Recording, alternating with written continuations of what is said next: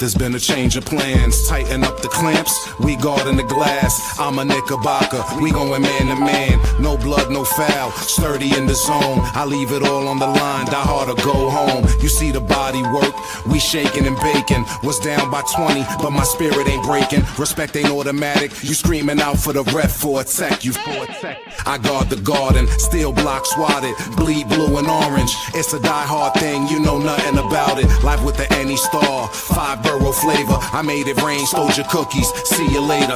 Yeah, die hard. We ain't get these scars for nothing, we gon' die hard. Yeah, die hard. We ain't get these scars for nothing, we gon' try hard.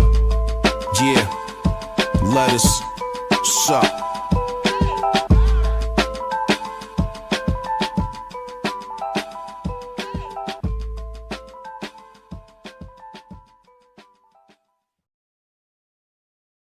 To get used to the StreamYard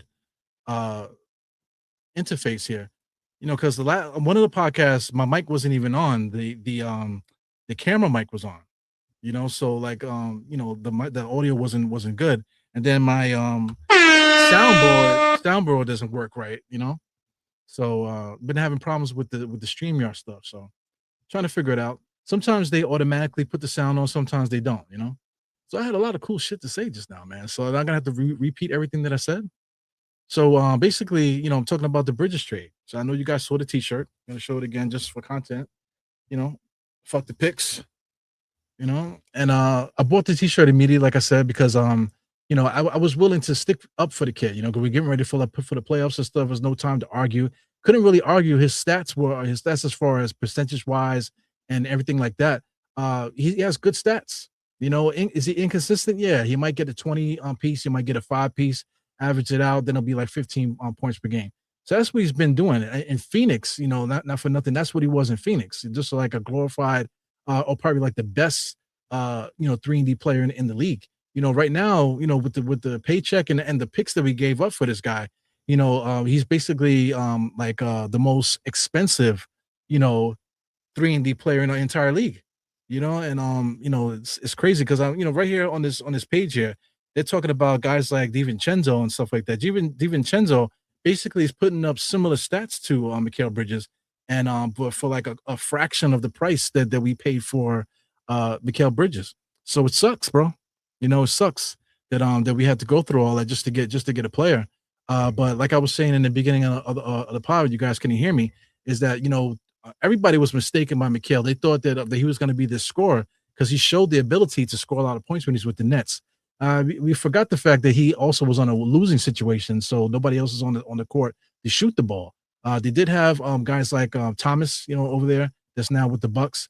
You know, but he's like a nut, a freaking flake out there when it comes to scoring. So you know, they were just funneling the ball to Mikal. That's why he got those opportunities. As you see him with the Knicks, as far as shot creation, not much shot creation. Everything is kind of like beelines to the basket, getting screens and just going to the basket. Fast break points, get it out the mud kind of points. And then if he drives to the basket, he's looking to turn around to get the turnaround jump shot.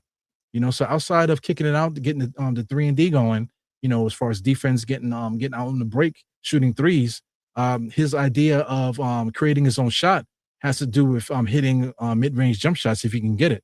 A lot of times he doesn't really like go for it. You know, he stops and he looks to spin. You know, and if he can't get that turnaround jump shot, he's looking for you know, Brunson to bail him out. You know, and then guys like Cat are getting frustrated. OG's getting frustrated because the ball's not moving the way that it should. You know, and it's unfortunate, man. You know, definitely unfortunate. Yeah. So you know, I don't know if you guys can hear before. I guess I got to repeat it. You know, we the draft picks. It was the Milwaukee pick for 2025, which we already gave up. Last year's 25 pick, 27, 29, and 31. All those unprotected first round draft picks, man, unprotected. So I mean, if it falls to a certain number, we can't get the pick back. You know, not that we're worried about that because the Knicks are planning on winning during this time period. It is what it is, man. You know, like it's not gonna help us as far as like you know, developing players. Because you know, I don't know if you guys heard that I was talking about Mo Diawara. He's a guy that's definitely ascending right now, playing really well. You know, coming off the bench and stuff. So you know, I'll talk about that a little bit later, man. But if we're developing these guys we're finding diamonds in the rough and stuff. We're gonna have to use these diamonds a little sooner than we planned on because we gave up all these assets to get Mikal. You know what I'm saying? So it's going to be interesting to see what we do as far as that goes. Picon Daddy is still a good player. He's a young guy. We got the everybody calls him the white boy. You know what I'm saying from Marquette. He's there too, available. Quite a few things that we got to figure out financially in order, going forward and stuff. But yeah, man, this is Mikal's day here, man. So did we make a mistake that trading for this guy? So what's his role with the team? To tell you the truth, what's his role with the team? Initially, he was supposed to have been the third option with OG being the guy that was just going to be the 3-and-D kind of thing. But it's been like opposite. Mikal has fallen now into like supreme 3-and-D status, and OG is now the third scorer. Now you got guys, three guys shooting, scoring over 20 points, and it's those three. And on the fourth guy is not usually Mikal. Sometimes it's Shamit. Sometimes there's other guys that coming off the bench, like Jordan Clarkson had a breakout game due to necessity because he was out of the rotation. So you got a guy coming off the bench that's going to score 20, and then you got sometimes Josh Hart is a part of that mix too. So Mikal Bridges is really out of it. You know what I'm saying? So right now we can't do anything about it. Mikal Bridges is going to have to eat it. But I think in the offseason, this guy Mikal Bridges might need to find another address to stay at, man. It has nothing to do really with his game per se, because he plays defense. So I'll get into that, because this is what sparked the pod anyway. This particular post here on Threads, just watching it, it was a response to the Fireside Knicks post. So shout out to Fireside Knicks. Fireside Knicks does a good job of posting like really updates. Really, their content is not really where people go for. They really just go for their post here. For the information purposes, the graphics and things like that. So they posted graphics saying that he's ghost, man. The last 3 games is now really 4 games, really, that he hasn't really scored anything. I think he scored 21 points in the last 4 games. But, according to this, since is up, 4 points, 6 rebounds. You got 21% from the field, 17% from 3, and minus 34, bro. When he's in the game, he's not really affecting the winning part, according to those stats, According to the eye test, it's frustrating because just he shows his emotions in his face. So, so sometimes you can see that he's frustrated when he's out there. You can see that he's not having fun.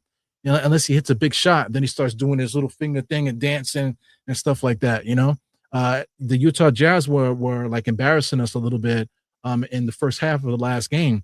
Where they were actually mocking Mikal Bridges' little shimmy thing that he does. But thank God that the Knicks finally woke up and then just smacked those guys. You know what I'm saying? So it is what it is, man. But Mikal Bridges he's just a glorified role player. But this is what fans said. So shout out to Transmax on Threads. This is Transmax. He says he still defends at an elite level. Nobody's saying that he doesn't. But he has been getting scraped a lot lately this year. Steals, blocks are ways to contribute to this team. Yeah, basketball. Steals, blocks is basketball. Rebounding is basketball. He's been rebounding. You give him that 6 rebounds per game. He usually gets you around 3 or 4 per game for his career. He doesn't really rebound that well, but 6 rebounds per game is pretty good for him. What else did he says? He's contributing to stops and hesitations against the other team. So that's his words there. So I do agree with that. It's not nobody's knocking that thing, but it's just the investment that we put in that. So I mean, like if a guy like Shamit's making the league minimum, bro. So you mean to tell me that that we can't just use him for those purposes? Shout out to Mo Diawara. He's coming off the bench.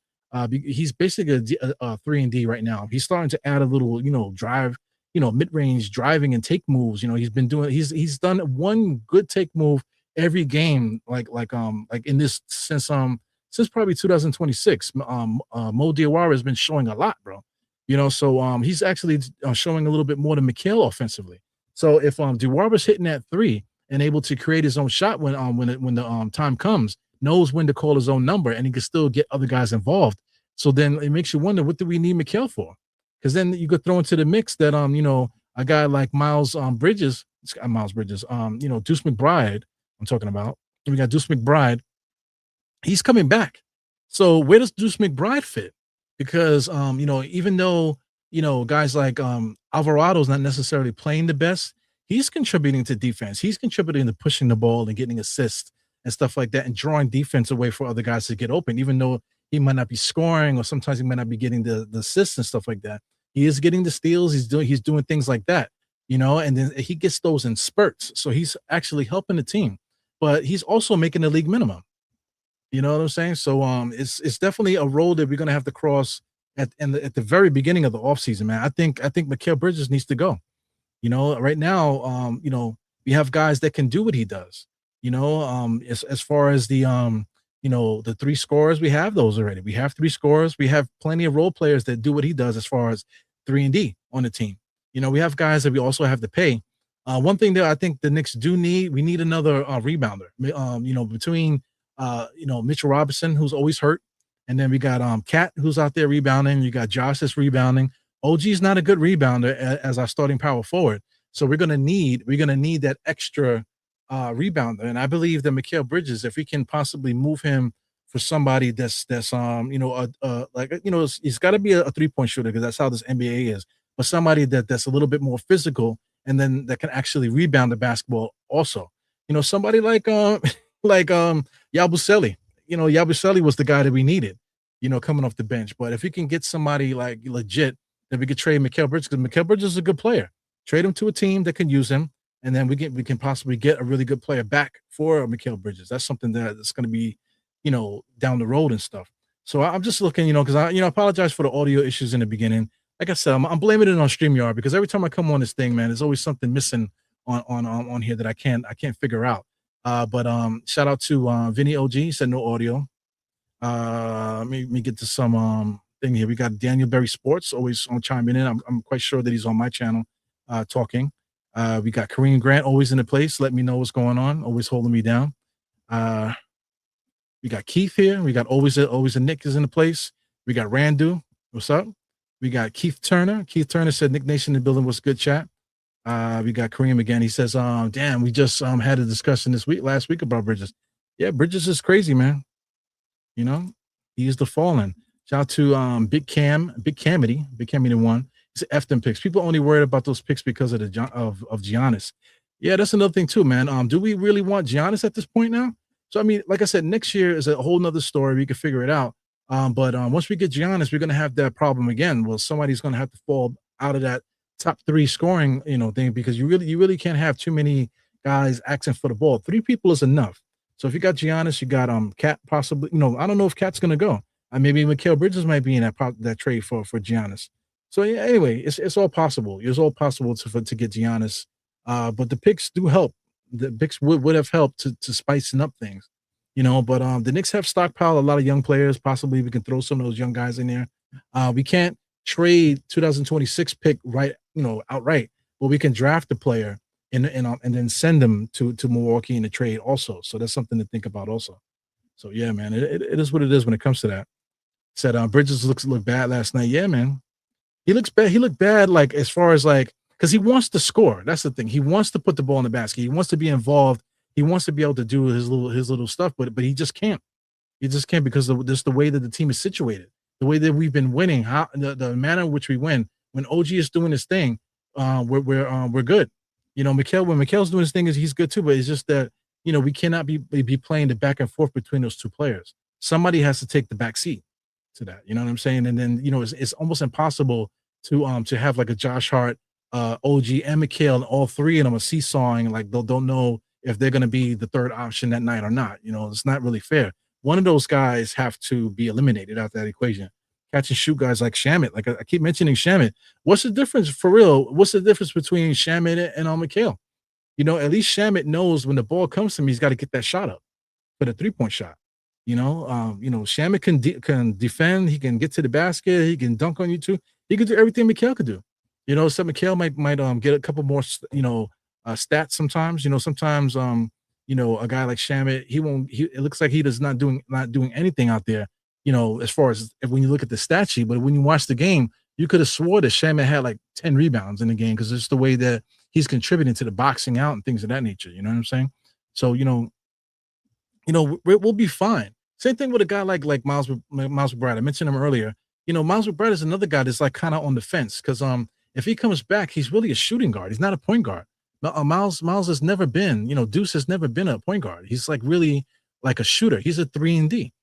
So how many of these guys are we gonna have, just sitting around the bench of not being used?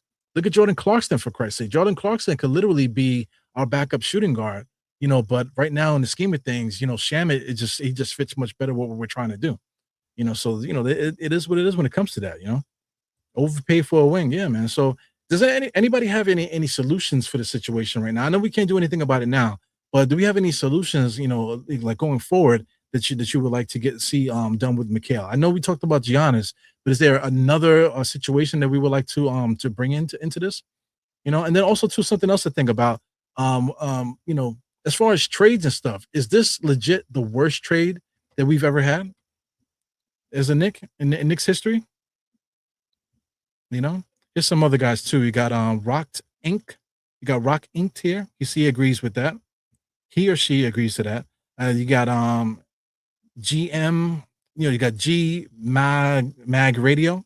He says, indeed, we have other scorers who are capable of carrying the team. Some people don't get it. Yeah, it's not that people don't get it. That Mikal Bridges is not the scorer. I just explained it. We already have guys that can do that. So we do need Mikal Bridges to be the 3-and-D. But he came here expecting to be a third option, possible second option next to Brunson. He came here for that particular reason, to be that second guy. And then the Knicks traded for Cat. You know what I'm saying? So that kind of messed things up. But then we got OG too, and then Josh. You know what I'm saying? Like, you're just going around in circles with that conversation. Shout out to Chris for Life. He's on the screen. He's at the bottom. He says, facts. An NBA player has to be able to contribute in all other aspects of the game. It's all good. Everybody thinks they're smarter than the next one. Everybody likes to throw, jabs and be disrespectful in the way that they speak and stuff. But, everybody understands basketball and whatever. But, it's only but one basketball, like they say. And then also, too, guys have roles. Every team has certain roles. You've never seen a team where like 5 or 6 guys are all getting 20 points per game. It's like something that doesn't really happen. And if you do find a team like that, they usually are not necessarily that good. Shout out to Boston. I'm thinking about Boston a few years ago. When they had a couple of years ago, they had like maybe like 4 guys that scored 20 points per game. I can't really get the guys' names but you guys could look it up. A couple of years ago, back when they had the kid from Rice, what's his name? He scored 20. A couple other guys, I think they might have 4 20-point scores. But they didn't win the championship. The motherfuckers got kicked out the first round, I believe, if I'm not mistaken.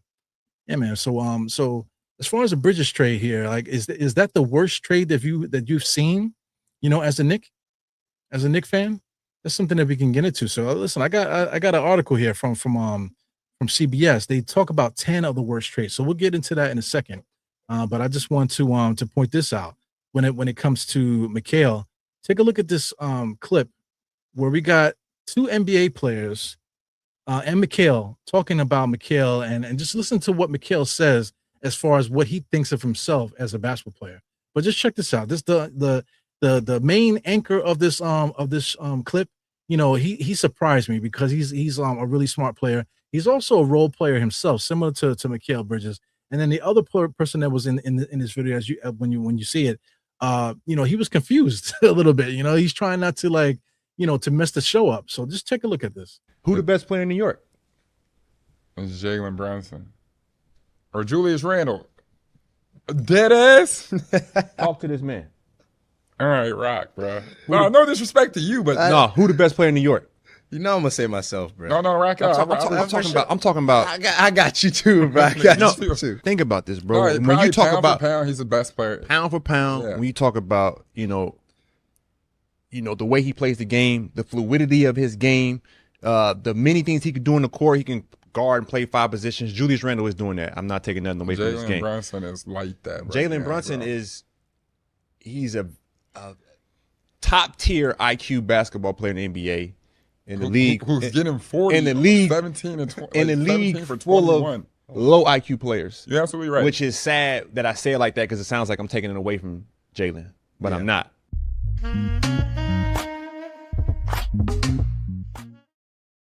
Yeah, so that was from the Point Forward podcast. I don't know if you guys ever watched that podcast, but I can't believe what's his name, Iggy, Iguodala, whatever his name is. I cannot believe that he was saying that, and he was so animated. He was at the edge of his seat, and you can see Mikal Bridges, the confidence that he had, that he literally at the time thought that he was better than Julius and Brunson. He's the best player in New York. Like, wow, fam.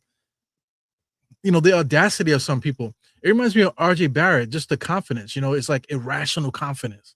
It's like, it's okay to think highly of yourself, but it's like, come on, bro. You know what I'm saying? You're a good basketball player. Yeah, you could score points if nobody else is good on your team. You didn't win in Brooklyn. Like, you didn't win as the main scorer. You know what I'm saying? When you did win, which they did win 60 games in Phoenix. You were the best, role player in the league. He almost became defensive player of the year. I believe they gave it to the dude from Boston. I believe he got the defensive player of the year that year. You know what I'm saying? But he was like second runner up that year. So I mean, he is a good basketball player. It's like, you got to tiptoe around how things are going, how I'm explaining this. I'm not saying that he's a bum, but it's just that he just doesn't necessarily fit, all the way as far as, his salary and what we gave up for him and the particular role that he has on his team. He just doesn't fit. He just doesn't really fit here. So it's frustrating here. So I mean, it's something that's gonna this drags on into the offseason and stuff, into the playoffs. Because last year we was having these problems. Mikal Bridges was complaining that guys didn't have energy to start the second half of the games. These Tom Thibodeau run teams, we usually prepared and do well in the first half, but in the second half, the third quarter is when the Knicks used to lose the lead, and then in the fourth quarter they had to fight back from 20 to get it back. Mikal Bridges was a big part of those comebacks and stuff. But the thing is, we had to come back. So, there's the that dynamic of not knowing where your shots are coming from and that type of thing. That's going to cause those problems. But, the thing is, like, if Mikal Bridges was like a $5 million player, or like a $10 million player, even like up to like 15, $15 million, these are role players. $15 million is on the high end there. But, most of these guys are usually minimum 5 million, mid-level exemption kind of guys. You know what I'm saying? Mikal Bridges is on paid like a starter, like a third option starter, man. So, the Knicks might have did too much there. So just kind of getting into that. But I'm just leading that into the 10 worst trades. So we'll get into that in a second. But I see people posting here. So let me see GTSUI 87. He says it's definitely up there, considering that the Lakers got Luka without giving up a first round pick. This is outrageous. Yeah, man. The Lakers have had some outrageous trades throughout the years too. They ended up getting Magic Johnson for Gail Goodrich, way back in the days. You know what I'm saying? They knew that was the Magic draft, and the Utah Jazz traded their pick to the Lakers for Gail Goodrich. So why would the Utah Jazz, one of the worst teams, why would they trade the pick to the Lakers, who I believe just like either they just won a championship or they were basically a championship contender. I don't have the stats. I'm just talking off of my head. You guys, if I make a mistake in the chat, I'll make sure I to give you guys respect for that. You know what I'm saying? But just going back that far, even like I want to say even before that with George Mikan. Like the way how they got George Mikan, I think was suspect too. So that's going way back to those parts. Bring it up to the fact that they ended up getting Kareem Abdul-Jabbar for nothing. You know what I'm saying? And then fast forward to that, some of the other players, James Worthy. How the hell did they get James Worthy? They were a perennial playoff team. They were winning championships. How did they get James Worthy? So James Worthy ended up getting on the team, and then they kept that cycle going as far as the winning and those situations. So how it seems like they're constantly winning. Shaq, they went and got Shaq. How did they get the money to get Shaq? And then they actually drafted Kobe. But Kobe was that enigma in a draft. They traded him for a chain smoking center, to Charlotte, for that pick to get Kobe Bryant. So you got to be lucky too. Nobody knew that Kobe Bryant was going to be Jordan. They knew the kid was extremely confident. And shout out to the logo. Jerry West. He saw that in him. He saw himself in Kobe with the confidence and stuff. So that worked out for them. But go down the road, man. You got the Gasol trade. You almost got Chris Paul, but David Stern had to step in and say, nah. We're not doing that. You know what I'm saying? So it gets crazy. They end up getting Steve Nash and Dwight Howard. You know what I'm saying? The Lakers are crazy, bro. They get anything that they want. The Lakers, so that's never going to stop. I don't think, because the best place to play basketball probably is Los Angeles. Definitely. You know what I'm saying? Unless you're in the Clippers, but there's a lot of diehard Clippers fans out there. I know that for a fact. You know what I'm saying? But the Lakers, the Lakers throughout history, just look at their history, and it's just like, just wow, all the different things that they had going their way. The Luka trade is like no exception for that. Shout out to Big Camity. He says it's not a bad trade. Those picks aren't lottery. Knicks are going to be a top 5 team on all those. Yeah, definitely. The one thing that stands out about this situation in your comment is that the Knicks are actually doing a good job drafting. You know what I'm saying? Like I don't want to keep calling the kid the white boy, man. I gotta get these guys' names right. But the kid from Marquette, the point guard, he was the best passer in college and stuff like that. So we ended up drafting him. We were lucky to draft him. Shout out to Pacone, like I said. Diawara, guys that are that have a lot of potential and stuff like that. We're developing guys. So the Knicks are getting quality players that could possibly play for us, going down the line. There's been a couple other guys too that I can't get their names right now, but we've had some quality players that can contribute if need be. Let's say if guys get hurt, we can go down the line and bring these guys up, and then it helps us out there. So the Knicks have done a great job. So you got to tip your hat to Leon Rose, because he's not perfect. He's made mistakes and stuff throughout his tenure, but he's done more good than bad. You know what I'm saying? And we're definitely in good shape going forward to make whatever trade we need to make. So like if we need to stack the chips to get Giannis, we got Diawara that can fill in spots. We got minimum players, that we can keep re-signing, and young players that we can fill into spots that we know that we can trust going forward. So that's all important. Shout out to Mike Morgan. He says, I think 2 or 3 players won't be on his roster next season. No doubt. So I mean, salary cap wise, let's take a look at that real quick before we get into the some of these trade things here. So let's take a look at the Knicks here.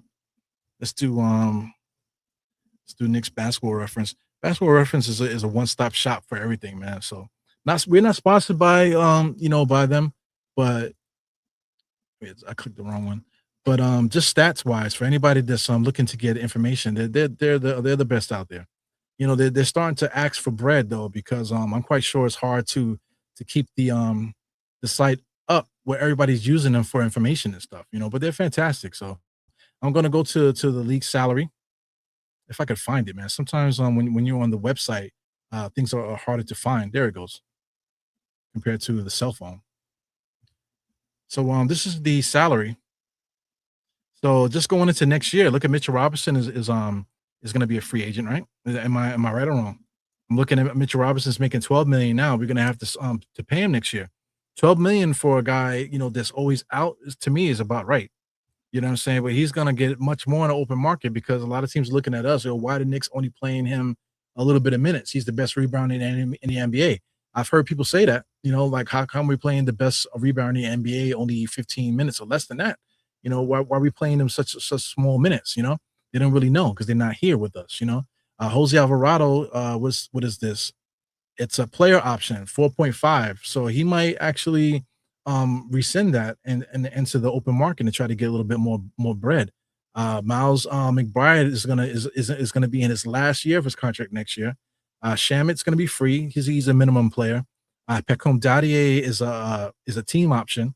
We end up keeping him. We just might end up keeping him just because we're gonna need players, because we're probably gonna end up trading for Giannis possibly, or making another move. So we're gonna have to cheat with some of these players. So the kid from Marquette, finally his name is Kolik, bro. So I mean, no disrespect, I just can't think of the name right now. There's a lot of things on my head as far as this pod, So he's still on the rookie scale. So if we decided to get up off of Alvarado and just give it to Tyler Kolik, he's still signed for the next 2 years, so that's fine. Everybody else is free. Ariel Hakporti, he's more than likely going to be gone unless we don't sign Mitch. Then Hakporti might be called on. Mohamed Diawara, Mo Diawara, he's going to be a free agent next year. He's only making 1.2, so we're going to have to pay that kid. Diawara, what is he worth? What is Diawara worth in the open market, man? He's been playing really well. Shout out to SoCam. SoCam is a nice piece that possibly we can keep and hold on for next year too. He wanted to be here, So he might be a guy that might be willing to sign with a minimum or something like that just to stick around. So there's something to play around with. Some of these other guys, Kevin McCullough and all these guys, we're talking about those rookie deals and that type of thing. So it's interesting because guys like I see a guy here, Tosan. I never could pronounce his name, but he's a good basketball player. So it's just that there are players out the league that we can find. The Knicks are winning, so a lot of people enjoy watching this play. So we should be able to find players. You know what I'm saying?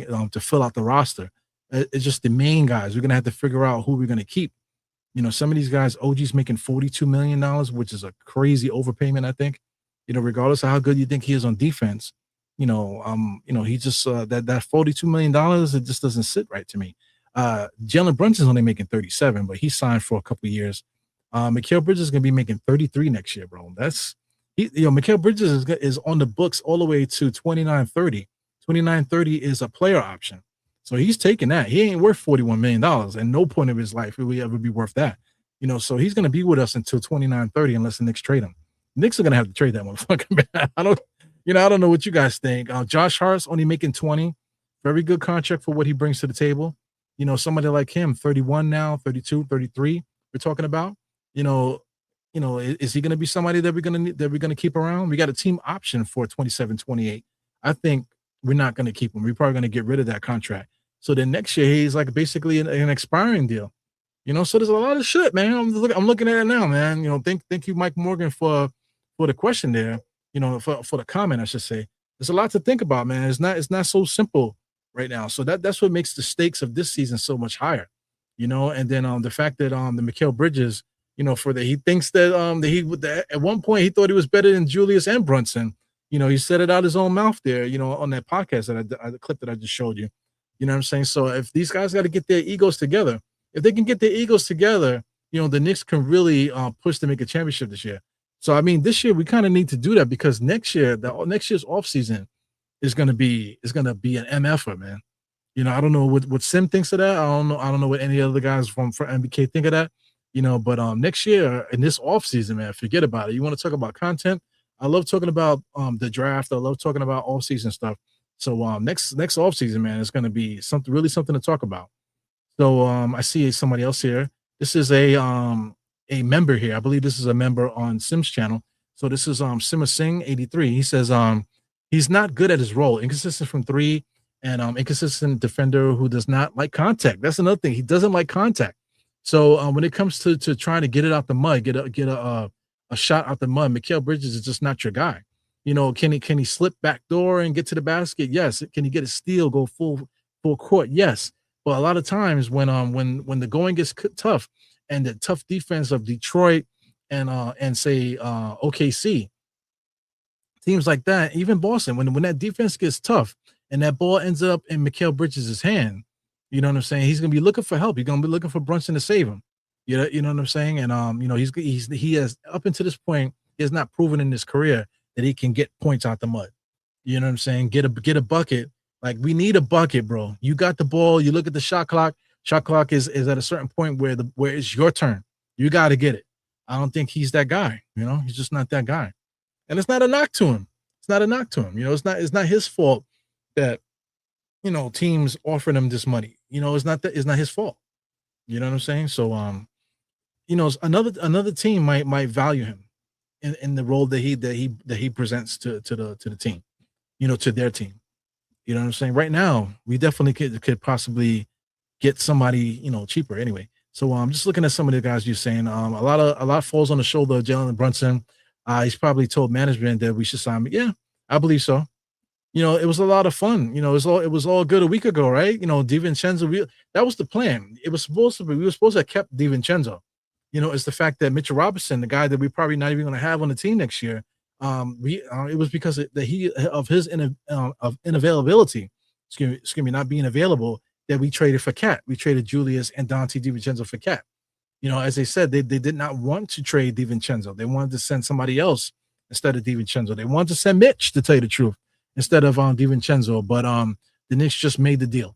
They just made the deal. Got Mikal Bridges, made it happen, and they just dealt with it because after they made that Cat trade, they made the Mikal trade first. They made the Mikal trade first, and then they had to make the Julius trade because of Mitch.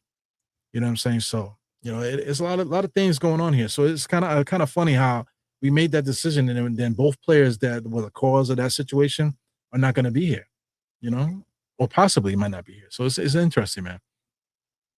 Definitely appreciate the comments and stuff. Comments definitely gives talking points. I could talk to myself this whole podcast. You guys know that already. From just judging from the hours, I'm only supposed to be on here an hour, and I'm literally talking the whole freaking time. You know what I'm saying? So there is the link in the chat is in the beginning there. We've had a couple guests. Shout out to the Mike Doc that he popped on and gave us some good audio bites. You got my man Kareem Grant popped in once. Sim popped in also for the first episode. So throughout time, I also had a couple guests on the show as well too, man. So they're definitely gonna need your help and stuff as far as maybe something that you want to say that I'm not saying, or something that you want to bring up. You can just use that link and pop in. As long as you're not doing nothing crazy, what I'm saying, we'll pop into the chat and we'll see how it goes from there. You know what I'm saying? So definitely appreciate the chat. Definitely reading the comments and putting it on there. That's also great too, man. Not everybody's built to be talking on the mic and stuff, man. So I totally get it. So just scrolling through here, just making sure I get some of your stuff, because I know you guys I know what it is to be commenting and people don't see it.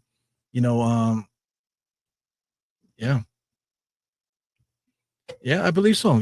But like the point I'm trying to make, I think he wanted DiVincenzo there too.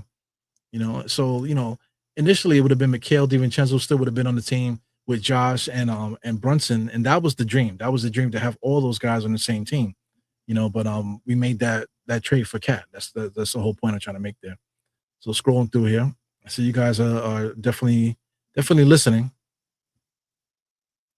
So shout out to Big Mike there. He says nobody. I'm telling you, nobody's gonna take Bridges off our hands with the amount of money. Yeah, man. I don't know if you guys can see it on the screen. I got it small, because I prefer to see my beautiful face more than anything. But 33, 36, 38, and 41 and 29, 30, bro.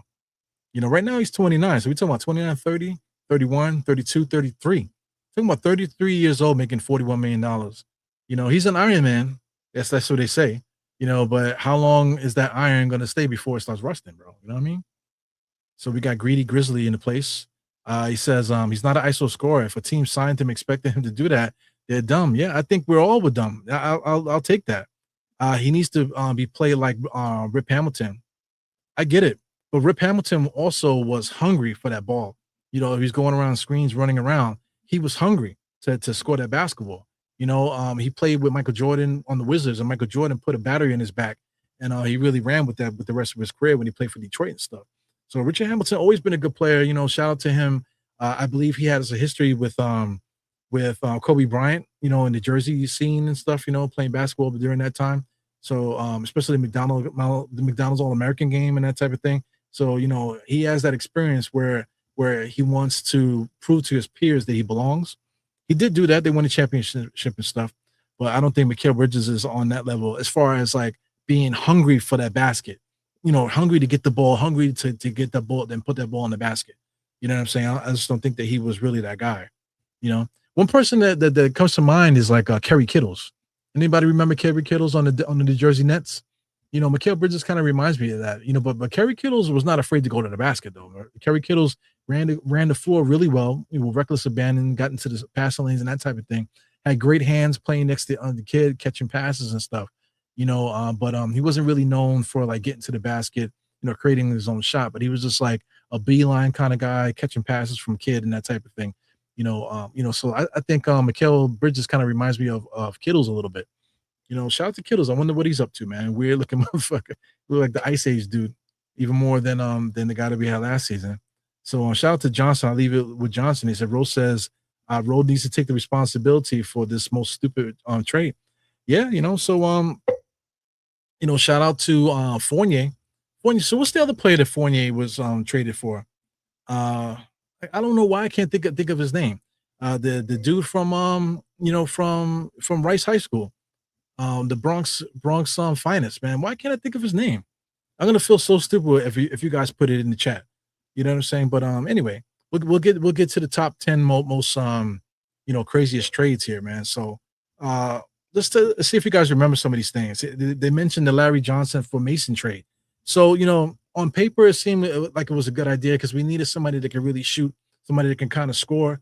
But Larry Johnson wasn't really that guy anymore.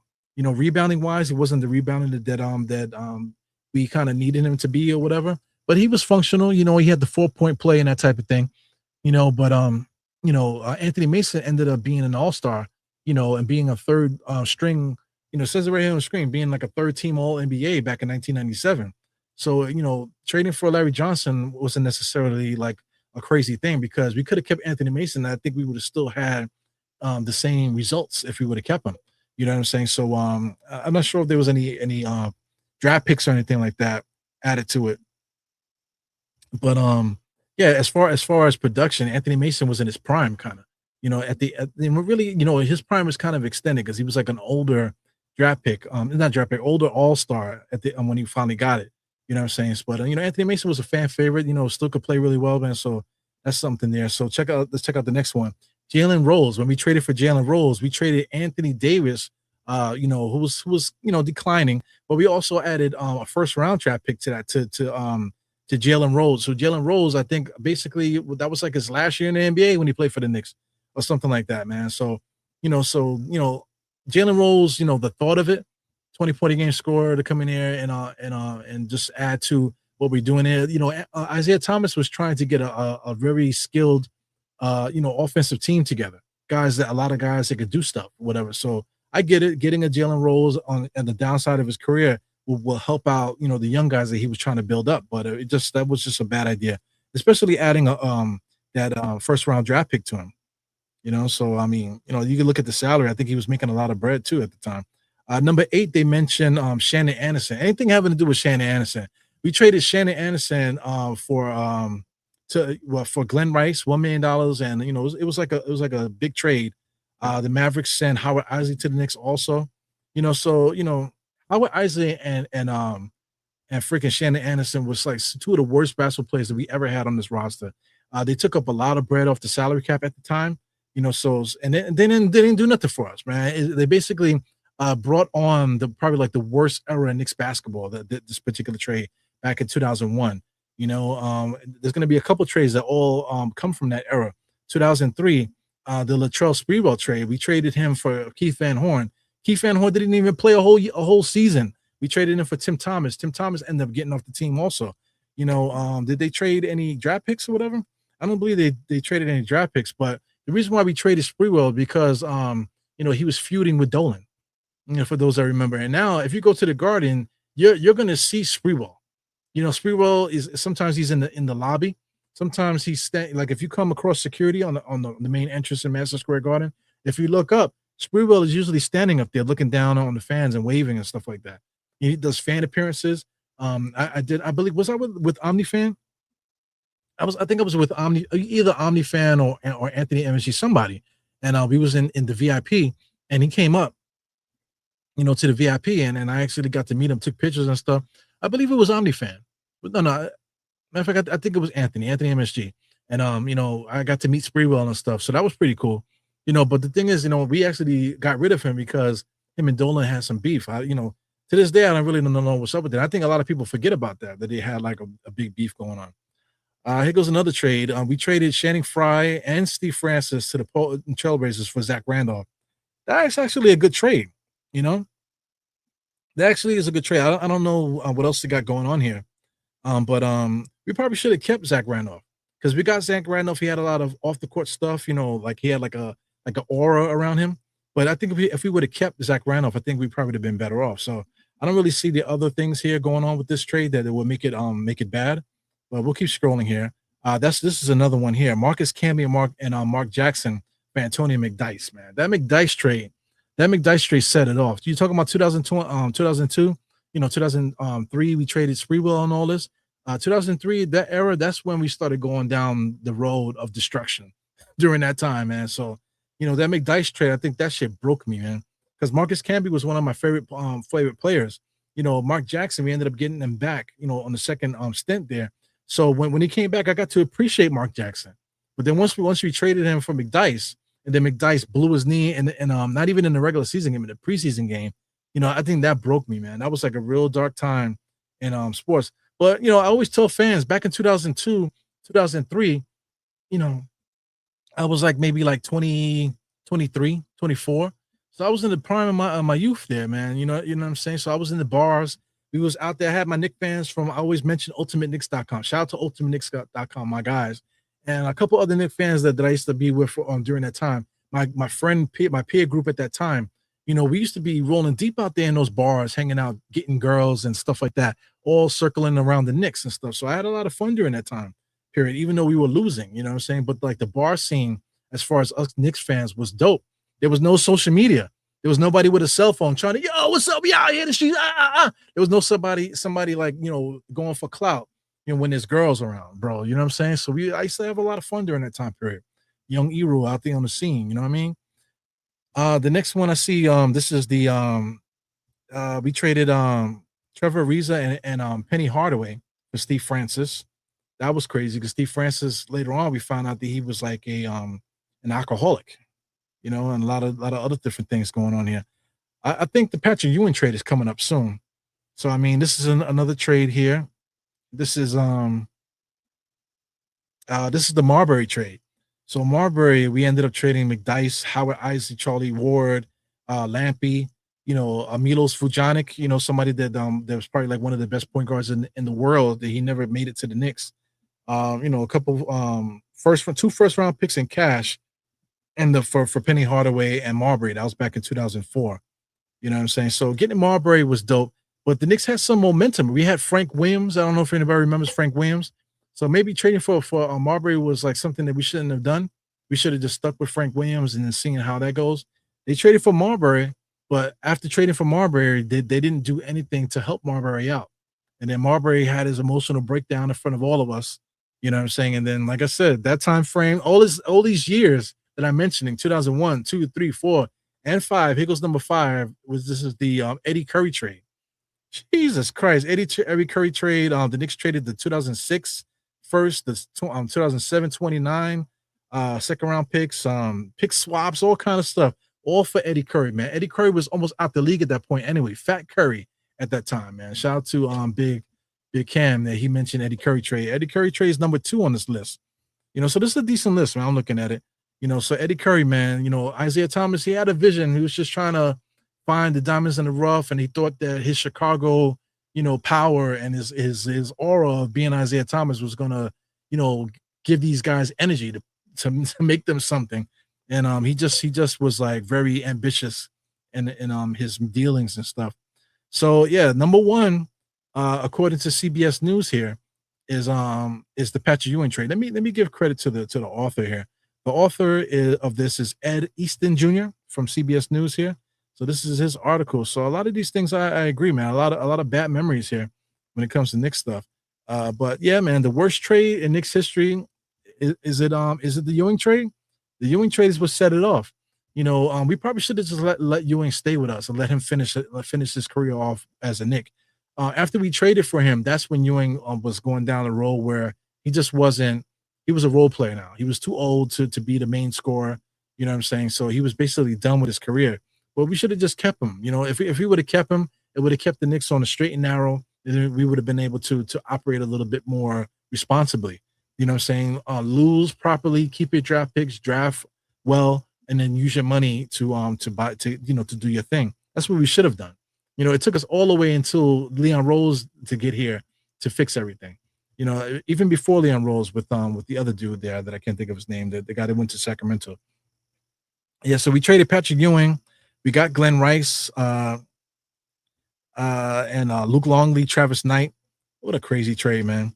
I think we got Vin Baker in this deal too. They didn't mention, I don't see Vin Baker here, but Vin Baker, I believe, was in that trade also. And Vin Baker ended up being an alcoholic also. His whole career, where he ended up being homeless and stuff like that. So it was just a bad trade, man. What year was this? That was 2000. Yes, 2000. Like I said, 2001, 2, 3, 4, and 5. During that 5-year period, man, the Knicks, just went to shit. Shout out to Scott Layden, man. Scott Layden, before Isaiah Thomas, was the one that really started it all, man. So I have another link here. I just want to, there's another one. I'm looking at Andreas Bargnani, man, 2013. Traded for him in a first-round pick and 2 second-round picks and 3 players for Bargnani. So the idea of Bogdani, you know, you want to think of Dirk Nowitzki, but with like missing a chromosome, something like that. Bogdani, you know, he was a decent basketball player. He scored 21 points in Toronto, but that's the same thing with Mikal Bridges. He scored his points in Brooklyn, but then you put him on a team where you were expecting to win, and look what he did, man. He has some of the most questionable, most embarrassing plays, man. And then he left. You know, he never really did anything else in the NBA. Once he was done with the Knicks, he went back to Europe, and you never heard from him again. You know what I'm saying? I don't even hear. As a matter of fact, I think he might be doing MMA or something like that. You know, and he ended up doing something other than basketball. So that just tells you how bad that trade was. So a couple of these other trades we already talked about. You know, Ewing, Marbury, you know, Antonio McDyess. Those are some bad ones. Like I said, that McDyess trade broke me, man. When he jumped up and dunked and landed, and his knee exploded, I was like, bro. And that was bad, man. You know, but history now, like I said, you know, is gonna talk about Mikal Bridges, you know, and what we did to get him here, as far as those picks and stuff, man. Unprecedented trade for a guy that's legit, basically worth the not league minimum, probably like mid-level exemption player, $15 million a year player, maybe even 20. You know, like I said, this motherfucker Mikal Bridges is going to be averaging $41 million when he's like 33 years old. What are we doing, bro? So, you know, we're going to be in flux in this offseason, man. So, you know, right on point here. We got like 2 minutes left for this hour. So this will be the first time where I'm actually can see the ending, and I can actually finish off in the hour. You know, it's because you know, me and Sim had a thing where we're going to start. You know, everybody wants me to lose my shit on the internet, man. You know what I'm saying? I'm kind of like over that already. But you know, I like talking basketball and stuff like that. I might lose it for certain subjects or whatever. You might see me do that. You know, but I'm not here to go crazy, man. I don't drink alcohol anymore. You know, I could blame you know, liquor for a lot of the rants that I used to have back in the days. You know, I was drinking a lot of whiskey and drinking a lot of beer in my early podcast, man. So check out some of my older content, man. You know, the visuals are different, you know, because I was trying to figure things out. The audio was different. Trying to figure stuff out. Like I said, I used to do a lot of pods with State from Twitter. You know, State has his own YouTube channel as well, doing his own content and stuff like that. You know, me and State will link up again. You know, we've been trying to figure it out. We just can't get together because of our jobs. You know, he's been working a new job, and you know, my hours are out of control, man. So I'm really squeezing out time trying to figure out how I can get here. So we've been really trying with this Thursday, man. And it's been working out so far, being able to sit here and get these pods together, man. So I definitely appreciate you guys tuning in and listening to me on Nothing But Knicks, and also my own channel, Die Hard Knicks. So next week, man, you know, I think next week might be the first day that I don't broadcast on Nothing But Knicks. I mean, excuse me, on Die Hard Knicks podcast. So I will be exclusively on Nothing But Knicks. I'm not sure yet, but we'll see how the week goes and stuff as far as the content and stuff, and then we'll go from there, you know, and then we'll start just showing up with the Die Hard Hour exclusively on Nothing But Knicks. You know, like I said, on my channel, I'm working on some other stuff to do on my own channel. So please follow me on diehardknicks.com and for more content. You know, more probably explicit content as far as the stuff, because I really don't want to, you know, go full Eru. I don't want to go full Eru on Nothing But Knicks, you know, because it's not my channel. You know what I'm saying? So my own channel, if you want to see some you know, off the cuff kind of things, and then I'm tuning over there. You know, so I'll probably be getting stuff going, you know, on my channel with, you know, other content, you know, alternate content on my own space there. Yeah, man. So thank you guys for tuning in. It's been Die Hard Ebru here on the Die Hard Hour. Definitely thank you guys for tuning in. Appreciate Sim for the assist there to allow me to broadcast on the channel. You know, I've been you know, around Sim. I got a picture that I probably should keep available, that way I can post it, where I met him and Tony Crow years ago, back I don't think it was 2018. You know, it might have been even earlier than that. I met those guys, man, and it's been all love ever since, man. You know, so every time I see them, it's been great. You know, and up until this day, you know, me and Sim, we talk about, you know, off topic stuff, you know, life stuff, you know, and I consider those guys friends, man. You know what I'm saying? So yeah, man. So shout out to all the MBK affiliates and stuff like that. Shout out to the chat. Like I said, I leave the link in the chat for anybody that wants to pop in. If you want to pop in and I'll go back and forth with me with some subjects and stuff like that, you know, the door is open, man. So this has been the Die Hard Hour. Yeah, Camby was still playing well, man. Camby went to Denver end up playing his best basketball of his career over there in Denver. So yeah, man, I know you guys. Bridges is Alec Burks. Shout out to Alec Burks. Alec Burks created his own shot, bro. Alec Burks has some really good scoring games. Of him creating the, shots off the dribble. So put Alec Burks in that same category there.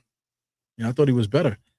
Before we go, let me just I see big paragraphs here. So statistically, he said Bridges is top 5 ISO defender this season. Okay, I got you.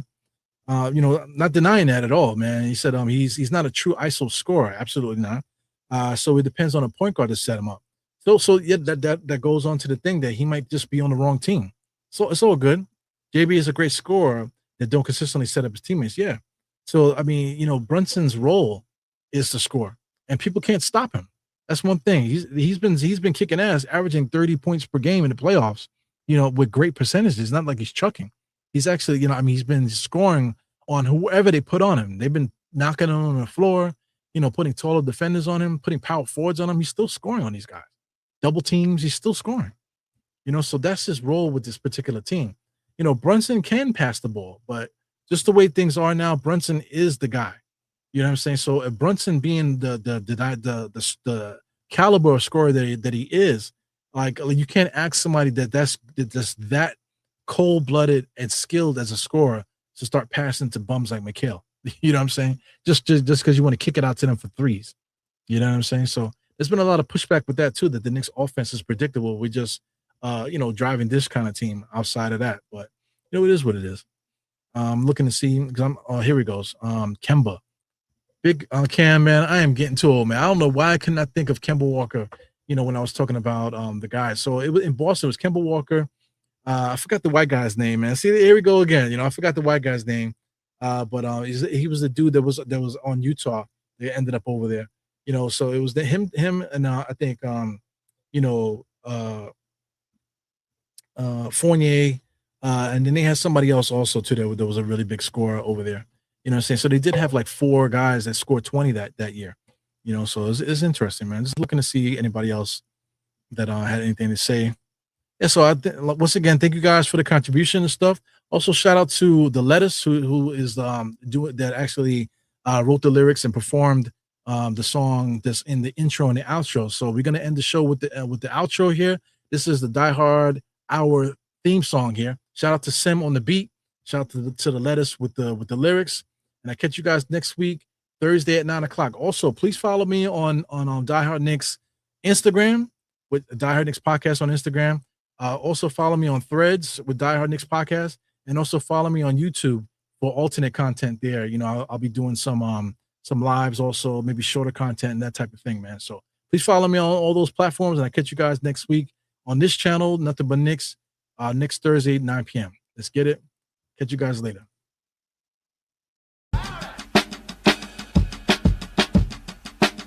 There's been a change of plans, tighten up the clamps, we guarding the glass, I'm a Knickerbocker, we going man to man, no blood, no foul, sturdy in the zone, I leave it all on the line, die hard or go home, you see the body work, we shaking and baking, was down by 20, but my spirit ain't breaking, respect ain't automatic, you screaming out for the ref for a tech, I guard the garden, steel block swatted, bleed blue and orange, it's a die hard thing, you know nothing about it, live with the any star, 5 borough flavor. I made it rain, stole your cookies. See you later. Yeah, die hard. We ain't get these scars for nothing, we gon' die hard. Yeah, die hard. We ain't get these scars for nothing, we gon' try hard. Yeah, lettuce, suck.